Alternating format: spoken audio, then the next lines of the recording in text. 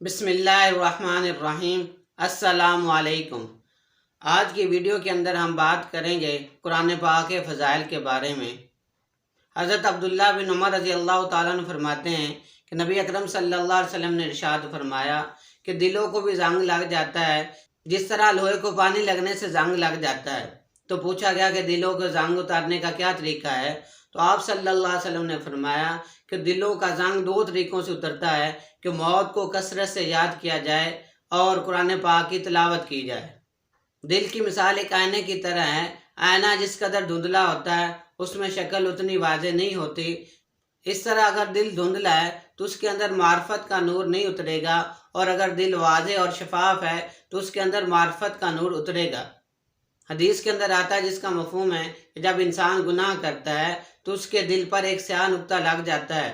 اگر وہ سچی توبہ کر لیتا ہے تو نقطہ ہٹا دیا جاتا ہے، اور اگر وہ دوبارہ گناہ کر لے یعنی دوسرا گناہ کر لے تو ایک اور دھبا اس کے دل پہ لگ جاتا ہے، اور اس طرح گناہ کرتے کرتے اس کا دل سیاہ ہو جاتا ہے۔ پھر اس کے دل کے اندر سے خیر کا مادہ نکل جاتا ہے اور اس دل کے اندر شر ہی شر ہوتا ہے۔